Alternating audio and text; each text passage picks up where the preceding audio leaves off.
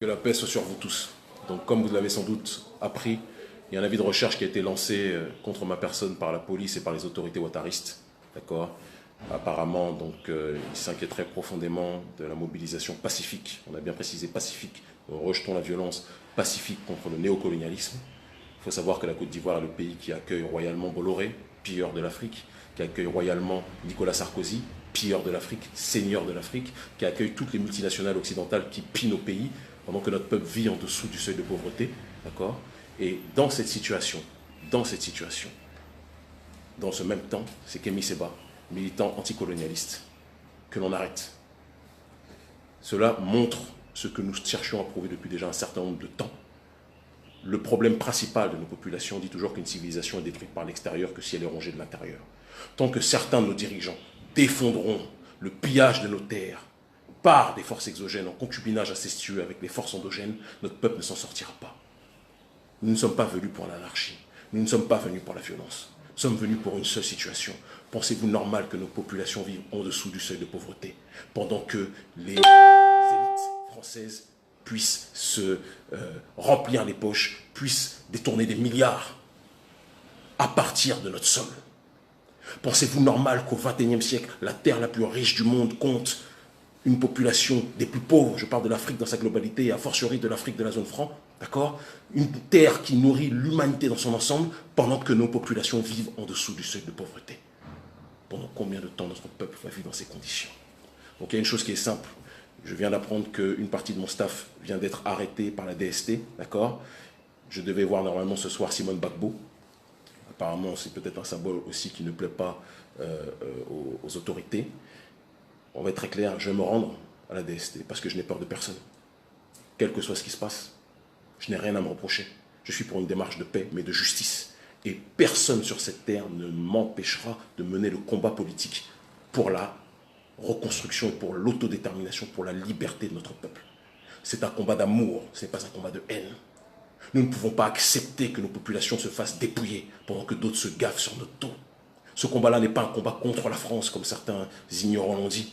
Les gilets jaunes eux-mêmes sont ostracisés par leur propre gouvernement, quoi qu'on puisse dire de ces derniers. Le prolétariat existe dans tous les pays. Le prolétariat n'est pas une question de couleur de peau, c'est une question de justice sociale. La majorité de ce prolétariat, les damnés de la terre d'aujourd'hui, en majorité sont les Africains. Et le combat que nous menons, c'est pour que ces Africains puissent accéder à leur propre autodétermination. Certains ne veulent pas aimer les Africains, c'est pas grave, ils n'ont qu'à ne pas les aimer. Mais on va les forcer à nous respecter. Et ça commence par ce courage que nous devons d'avoir. Certains m'ont dit qu'Émy, il ne fallait pas aller là-bas, c'est un pays risqué. Ouattara, c'est le pion de la France-Afrique. Non, c'est à cause de cette mentalité-là qu'on n'avance pas. Il est temps d'arrêter d'avoir peur. Il est temps de tuer la peur. Il est temps de prendre ses responsabilités. Nos enfants vont nous demander demain qu'est-ce que nous avons fait pour notre population. Et je le dis, quel que soit le prix à payer, quel que soit ce qui va nous arriver, si c'est le prix à payer pour que nous soyons dans une logique d'autodétermination, nous irons dans cette direction. Je suis venu en paix, légalement. D'accord? Je vis en Afrique depuis 2011. J'avais tout pour rester en Europe. Je suis rentré en Afrique. J'ai travaillé, je travaille en Afrique. Je suis chroniqueur sur les plus grosses chaînes de télévision. D'accord? Je développe des entreprises pour la population. Nous avons des campagnes de microcrédit pour les populations. Le programme Alodo de notre ONG Urgence Panafricaniste. Tout le monde sait ce que nous faisons en Afrique. D'accord? Nous le faisons parce que nous aimons notre peuple. Mais il y a des gens à la tête de nos États qui n'aiment pas nos peuples. Il y a des gens à la tête de nos États qui aiment l'argent, mais qui n'aiment pas leur peuple. Il y a des gens à la tête de nos États qui aiment les chaînes, mais qui n'aiment pas leur peuple. Et ce combat-là, si nous ne le menons pas, nos enfants seront enchaînés demain. Plus encore que nous ne l'avons jamais été. Donc prenons nos responsabilités. J'y vais, dès que je termine cette vidéo, je vais me rendre à la DST. D'accord? Je n'ai commis aucun crime. Il est marrant que Sarkozy ou Bolloré puissent se balader dans des hôtels 13 étoiles, pendant que ceux qui se battent pour la libération de leur peuple sont dans une situation d'oppression systématique. Guinée, interdit de rentrer parce que nous devions parler de la malgouvernance et de la lutte contre la corruption. Togo, interdit de rentrer parce que nous devions parler du néocolonialisme et de la malgouvernance. Côte d'Ivoire, recherchée par la DST.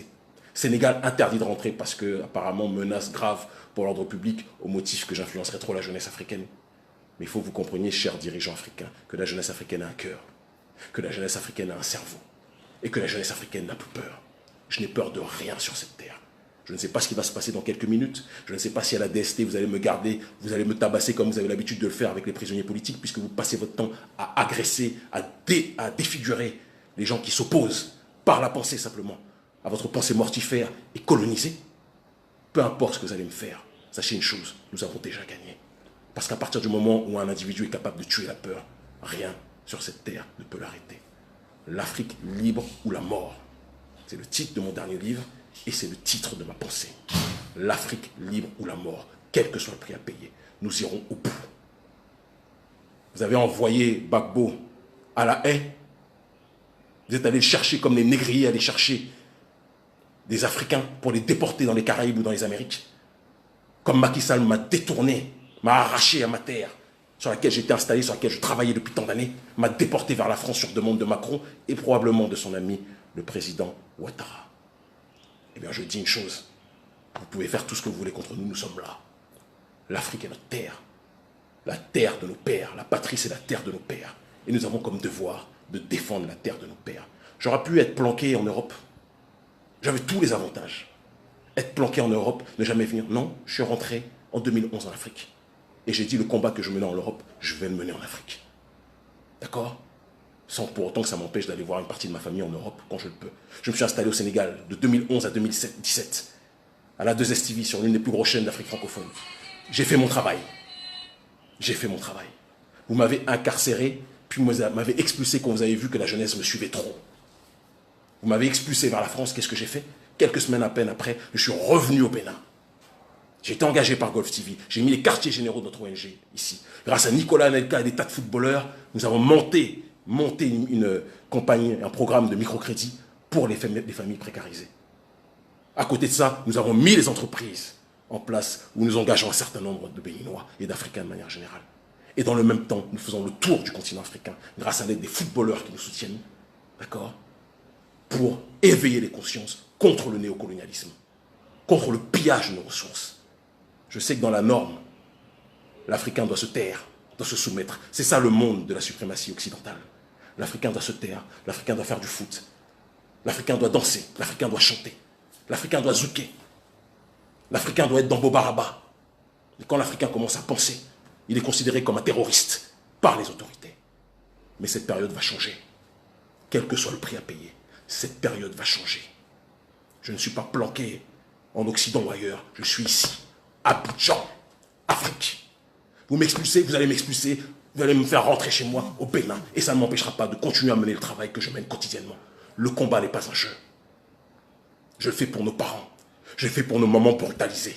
Je le fais pour nos mamans qui ont été violées pendant l'esclavage, pendant la colonisation. Je le fais pour nos pères, nos grands frères qui ont été émasculés, qui ont été castrés, qui ont été violés, qui ont été brûlés, qui ont été jetés à la mer, plutôt que d'atteindre la destination des Caraïbes. Je le fais pour tous ces gens-là. Je le fais pour Lumumba. Je le fais pour Sankara. Je le fais pour Kwame Nkrumah. Je le fais pour Béanzin. Je le fais pour Winnie Mandela, la plus grande héroïne de celles et ceux que je viens de citer. Je le fais pour tous ces gens-là. Et ce n'est pas vous, messieurs les gouverneurs de la plantation coloniale, messieurs les Africains qui avaient décidé de vendre votre terre à l'Occident, ce n'est pas vous qui allez nous empêcher de mener notre combat. Arrêtez-nous. Faites-le. Pendant que vous faites la bise à Sarkozy. Sarkozy, d'ailleurs, qui a marié le président avec son épouse. Donc il y a des liens très profonds qui sont faits. Ce qui explique que quand on assassine l'un des plus grands dignes fils d'Afrique comme Muammar Kadhafi, eh bien, monsieur le président applaudit. Il n'y a pas de problème. Faites ce que vous avez à faire. Nous ferons ce que nous avons à faire. L'Afrique est digne. La nouvelle génération n'a peur de rien. Nous continuerons, quel que soit le prix à payer. Et s'il m'arrive quelque chose, si vous me tabassez, si vous m'agressez, si vous m'incarcérez encore une fois, je suis habitué à la prison, vous savez. Vous me mettez en prison, je ressors toujours plus fort. Vous m'expulsez d'un pays, je ressors toujours plus fort. Donc le combat s'accentue. Force et honneur. L'Afrique libre ou la mort, nous vaincrons.